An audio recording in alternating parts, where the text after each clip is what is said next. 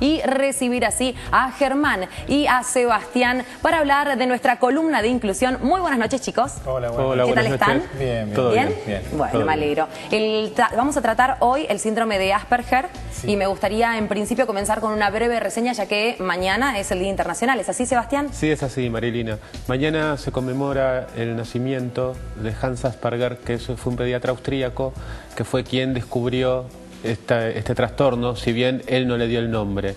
En 1944, este pediatra investigó a un grupo de niños entre los que descubrió una serie de peculiaridades, entre las que se destacaban intereses restringidos en cuanto a los intereses de los niños, ¿no? En cuanto a sus juegos, un lenguaje como muy formal, muy correcto y sobre todo un desempeño escolar bastante adecuado, a lo esperable, incluso superior a la media, pero con dificultades en el aprendizaje, que estas entre otras son las características que señalan al trastorno del síndrome de Asperger, que es un trastorno del desarrollo de base neurobiológica que afecta principalmente las áreas de actividades y de socialización.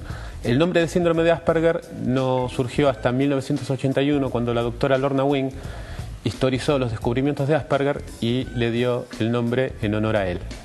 Germán, ¿me contás cómo se identifica? ¿A partir de qué edad? ¿Viene de nacimiento? Se identifica a partir de los 3 años, esto es de nacimiento, pero se puede identificar a partir de los 3 años, se puede diagnosticar a partir de los 3 años. Generalmente son, por lo que comentó él, conductas, intereses restringidos, conductas estereotipadas, conductas raras, o sea, berrinches y apego a rituales y a poca socialización, dificultades en la comunicación, en lo que tiene que ver con la comunicación social, en las habilidades sociales. Generalmente se empieza a notar este tipo de cuestiones y en ese caso se consulta con el pediatra y el pediatra lo que tiene que hacer es derivar a un neurólogo o un psiquiatra infantil. Estas son algunas de las características, Sí. Supongo que hay muchísimas otras. Sí, por ejemplo, bueno, como bien decía Germán, el apego a rituales obsesivos. ¿Cómo sería un ritual obsesivo? A ver, Por ejemplo, un caso típico, determinados programas de televisión y solamente ver esos, en el caso de los chicos esto se ve mucho, apego a ciertas temáticas, no tanto por el contenido, sino por el interés de referencia, por ejemplo, los dinosaurios. Ok. Como una obsesión, como claro. Ver la película, siempre la película, el mismo pedacito de película una y otra vez. Ahí va, la reiteración, la repetición. Sí, la reiteración. Y si esa reiteración se ve interferida por algún imprevisto o por alguna cuestión que tiene que ver con lo que va fuera de la rutina de ellos, pueden llegar a desorganizarse y a presentar rabietas. Por eso, una de las cosas que se aconseja en el abordaje de las personas que tienen síndrome de Asperger es crear un ambiente de predictibilidad y anticipación ante los cambios en las rutinas, que digamos forman parte de la vida y que sin embargo son muchas veces resistidos por estas personas con esta condición, porque al desorganizarse su estructura ante lo imprevisto, es como si perdieran la orientación.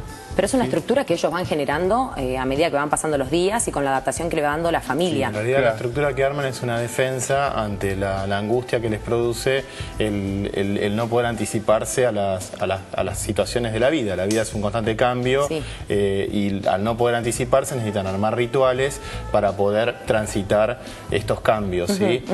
Generalmente también lo que se ve en los colegios son chicos que no se integran en los recreos, que no tienen dificultades intelectuales, ¿sí? O dificultades en la comunicación muy llamativas, ¿sí? Son muy leves. Es imperceptible entonces. Sí, son estos chicos que aparecen aislados en el recreo, que no entienden los juegos, que no entienden cómo funciona la dinámica de un patio de juegos, ¿sí? Chicos que pueden pasar por tímidos, introvertidos, pero si no es esto, posiblemente sea una patología de un grado mayor como el síndrome de Asperger. Yo la primera vez que escuché este síndrome fue en una serie que vi que se llama Frágiles, que es de España, y ahí realmente fue cuando me pude poner, quizás tener un poco más de empatía, ¿no?, con la situación, porque uno cuando lo lee o cuando se lo dicen por encima es como que no se da cuenta realmente de cuál es la limitación. Pero en este caso la chica no entendía las caras de la persona, no entendía la risa, no entendía el doble sentido, como que solo entendía lo explícito. Exactamente. Exacto. Bueno, eso se debe a que las personas que tienen síndrome de Asperger suelen tener un discurso y una comprensión muy literal en tanto en lo que ellos expresan y manifiestan como en lo que les expresa el otro. Esto muchas veces es leído por el otro como una falta de empatía, porque como vos bien decías, es un síndrome muy difícil de distinguir fuera de quienes lo diagnostican por el par social, claro, porque muchas veces aparentan como tener rasgos de mala educación, sí, o de torpeza social, que digamos es el área más afectada. ¿Cuáles son quizás lo que se puede llegar a potenciar de los chicos que sufren este tipo de síndrome? ¿Cuáles son las limitaciones y qué es lo que se puede potenciar para que ellos puedan desarrollarse sin esas limitaciones dentro de lo que es la sociedad?